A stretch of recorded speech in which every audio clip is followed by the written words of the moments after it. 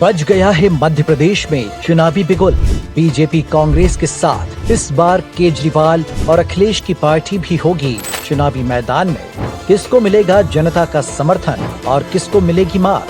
MP express news की रहेगी पल पल नजर। चुनाव का सबसे तेज अपडेट देखिए सिर्फ एमपी एक्सप्रेस लाइव टीवी पर। नमस्कार, आप देख रहे हैं एमपी एक्सप्रेस लाइव टीवी और मैं हूं हिंदू सिंह यादव। हमारे साथ में देवास शाजापुर के सांसद एवं भारतीय जनता पार्टी के प्रदेश प्रवक्ता आदरणीय महेंद्र सिंह सोलंकी जी हमारे साथ में हैं। हम इनसे जानना चाहेंगे कि आज फॉर्म की लास्ट डेट है और करीबन 75 से अधिक सीटों पर भाजपा के बागी है। निश्चित रूप से टिकट मिलने से व्यथित होकर हमारे कुछ कार्यकर्ताओं ने निर्दलीय के रूप में फॉर्म भरे थे, लेकिन अधिकांश लोगों के फॉर्म वापस हो गए हैं। यदि हम आगर की बात करें तो आगर में हमारे राष्ट्रवादी कार्यकर्ता पूर्व विधायक आदरणीय लालजीराम मालवीय जी ने स्वयं जाकर नामांकन फॉर्म वापस लिया है। इसी प्रकार से आलोट में भी रमेश मालवीय जी ने अपना फॉर्म वापस ले लिया है। जितने भी लोग मेरे नॉलेज में थे वो धीरे धीरे फॉर्म वापस होते जा रहे हैं। 3 बजे तक आपको खबर मिलेगी कि 75 में से शायद एक आधी सीट कुछ बच सकती है कि जहां फॉर्म वापसी ना हो, बाकी लगभग सारी फॉर्म वापसी हो जाएगी। आगर की अगर अपन बात की जाए तो आपको जो हमें जानकारी मिली है वो आपको कहने का अमित शाह जी ने आपको जवाबदारी दी थी कि आगर और जहाँ अपने लोग या कहें कि आपसे जुड़े हुए हैं या जो अपने पारिवारिक संबंध है उन लोगों को समझाया और पार्टी के प्रति काम करने के लेकर आए। तो लालजीराम जी फर्स्ट में तो नहीं माने थे, सेकंड में कैसे मान गए? देखिए, आदरणीय अमित शाह जी ने जब उज्जैन में मीटिंग ली थी तो उन्होंने बोला था कि भाई आप जाके समझाओ, अपने ही कार्यकर्ता हैं, यदि इस तरह से सभी लोग निर्दलीय चुनाव लड़ेंगे तो भारतीय जनता पार्टी को बड़ा नुकसान होगा। और भारतीय जनता पार्टी एक ऐसी पार्टी है जो देश के लिए काम करती है। भारतीय जनता पार्टी का अपना स्वयं का कोई एजेंडा नहीं, उनका एक ही एजेंडा है कि राष्ट्र प्रथम। मैंने यही बात जाकर जब आदरणीय लालजीराम मालवीय जी को बताई तो उन्होंने पहली बार में भी सहमति दी थी कि मैं फॉर्म वापस ले लूँगा, लेकिन कुछ पारिवारिक काम उन्हें आ गया था तो फॉर्म वापसी नहीं कर पाए थे। आज मैं स्वयं आया था और स्वयं मैंने साथ में जाके उनसे फॉर्म वापसी कराई है। इसी प्रकार से आष्टा में भी एक मेरी लोकसभा क्षेत्र में मामला था जिसमें कैलाश बगाना जी हमारे बहुत अच्छे कार्यकर्ता हैं, उन्होंने भी फॉर्म डाल दिया था, उन्होंने भी कल अपना फॉर्म वापस ले लिया है। अपने देवास शाजापुर लोकसभा क्षेत्र में कौन सी ऐसी सीटें हैं जहाँ पर अभी भी बीजेपी के बागी बने हुए हैं? देवास शाजापुर लोकसभा सीट पे अब मुझे नहीं लगता कि कहीं भी कोई बागी प्रत्याशी के रूप में भारतीय जनता पार्टी का कार्यकर्ता कोई चुनाव लड़ रहा है। जहाँ जहाँ पर थे वहाँ से फॉर्म खिंचवा दिए गए हैं और मुझे लगता है कि 3 बजे तक ये सूचना आएगी कि लगभग 0 भारतीय जनता पार्टी के बागी 0 हो जाएंगे।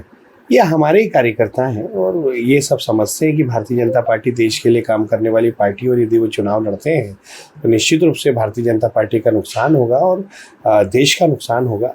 इसलिए सभी लोग धीरे धीरे करके फॉर्म वापसी कर रहे हैं।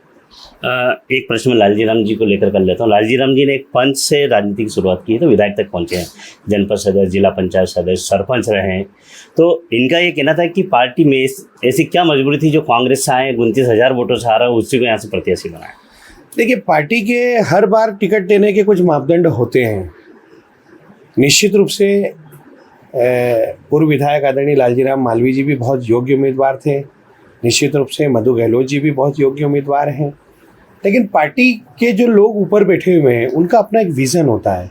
वो बहुत ब्रॉड विज़न के साथ काम करते हैं, बहुत बड़े दृष्टिकोण के साथ काम करते हैं और उस समय क्या परिस्थितियां हैं, किन परिस्थितियों में किस व्यक्ति को लाना पड़ रहा है, ये अलग अलग मानकों पे निर्धारित होता है। और भारतीय जनता पार्टी यदि लालजीराम मालवीय जी को उम्मीदवार घोषित करती तो निर्णय बिल्कुल सही था, और मधु गहलोत जी को यदि उम्मीदवार घोषित किया है तो वो भी निर्णय बिल्कुल सही है। पार्टी जो निर्णय करती है वो बहुत सोच समझ के निर्णय करती है। पार्टी ने वर्तमान में ये निर्णय किया है कि मधु गहलोत आगर मालवा से प्रत्याशी होंगे। पार्टी का निर्णय बिल्कुल सही है और उचित है। सांसद जी, हमारी लालजीराम जी से बात हुई थी, मैंने पहले इनका इंटरव्यू किया था। मैंने कि आपको बड़े नेता मनाना आएंगे, पार्टी का आएंगे, राष्ट्रीय स्तर का आएंगे, तो आप किन की मानेंगे? तो इन्होंने मेरे से बोला था कि मैं सांसद जी की मानूंगा। ये क्या है? ये आदरणीय लालजीराम मालवीय साहब का प्रेम है मेरे प्रति। वो हमेशा मुझे एक छोटे भाई की तरह देखते हैं और हमेशा मेरा छोटे भाई की तरह ख्याल रखते हैं। और मैं जानता था कि जब मैं जाऊंगा तो आदरणीय लालजी राम मालवीय साहब भले ही सभी की बात टाल दें, लेकिन मेरी बात नहीं टालेंगे। और मैंने जब उनसे निवेदन किया तो थोड़ा सा वो गुस्से में थे।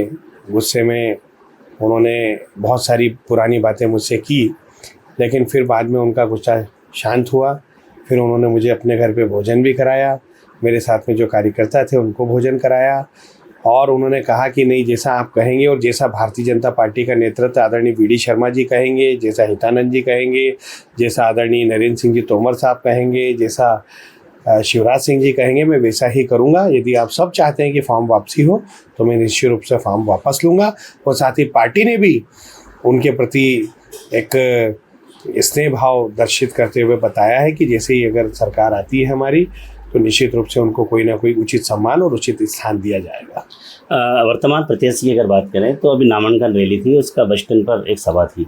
वहाँ पर उन्होंने बोला कि मेरे पापा से मेरी बात हुई और मैंने कहा कि विपिन वानखेड़े 300 लोग बाहर के लेकर आ गए हैं, पापा मुझे 300 लोग भेज दो। तो क्या मधु गहलोत को भारतीय जनता पार्टी के कार्यकर्ता पर विश्वास नहीं जो इंदौर से लोग बुलाने पड़ रहे हैं? नहीं, देखिए, चुनाव में कई बार ऐसी परिस्थितियां बन जाती हैं कि व्यक्ति उन परिस्थितियों के कारण थोड़ा सा सहम जाता है। निश्चित रूप से विपिन वानखेड़े के साथ एक बहुत बड़ी टीम इंदौर की काम करती है, और वो यहाँ पर आकर अपना झूठ का सामान बेचने का काम करते हैं। शुरू में वो डर गए होंगे और वो चाहते होंगे कि और बेहतर तैयारी की जा सके, इसलिए उन्होंने ऐसा कहा होगा। बाकी भारतीय जनता पार्टी का कार्यकर्ता आगर मालवा का बहुत राष्ट्रवादी कार्यकर्ता है, देशभक्त कार्यकर्ता है, ईमानदार कार्यकर्ता है। आगर मालवा का कार्यकर्ता ही आगर मालवा की सीट को जिताने में सक्षम है। आगर मालवा का कार्यकर्ता पूरे कमर कस के लगा हुआ है कि इस बार विपिन वानखेड़े की रवानगी हमें करनी है। एक और राजनीति से जुड़ा हुआ प्रश्न है। जब हमारी कार्यकर्ताओं से बात होती है, भारतीय जनता पार्टी के ही कार्यकर्ताओं से बात होती है, वो कहते हैं कि हमारे जिले में 2 विधानसभा, दोनों पे कांग्रेस के लड़ रहे हैं। चाहे बीजेपी और कांग्रेस की बात करें तो दोनों कांग्रेस के ही प्रत्याशी हैं। क्या भाजपा के अंदर इतने कार्यकर्ता में से एक भी कार्यकर्ता ऐसा नहीं था जो पार्टी उनको उम्मीदवार बना सकती थी दोनों विधानसभा में? देखिए, वर्तमान परिस्थिति में, वर्तमान परिप्रेक्ष्य में कौन सा व्यक्ति जिताऊ उम्मीदवार है, इस बात को ध्यान में रखते हुए पार्टी टिकट देती है। और कोई व्यक्ति यदि किसी अन्य विचारधारा का व्यक्ति था और वर्तमान में यदि भारतीय जनता पार्टी का सदस्य है, तो उसे भारतीय जनता पार्टी का सदस्य ही माना जाए। यहाँ पर किसी कांग्रेस प्रत्याशी को भारतीय जनता पार्टी ने टिकट नहीं दिया है।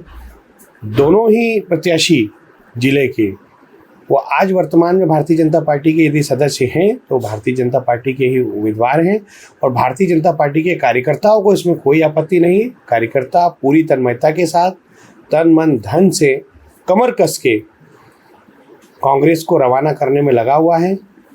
भारतीय जनता पार्टी का कार्यकर्ता चाहता है कि मधु गहलोत प्रचंड बहुमत से चुनाव जीते, आदरणीय राणा जी प्रचंड बहुमत से चुनाव जीते। ये भारतीय जनता पार्टी का कार्यकर्ता चाहता है। एक आपका व्यक्तिगत तौर पर प्रश्न लेता हूँ। मैंने आपका जो लोकसभा का पहला इंटरव्यू मैंने लिया था देवास में, मैं उस समय स्वराज एक्सप्रेस में था। जब भी मैंने आपको कुर्ते पजामे में देखा था, आज भी कुर्ते पजामे में, आप एक सर्विस से निकल कभी पैंट शर्ट क्यों नहीं पहनते आप? जैसा देश वैसा वेश।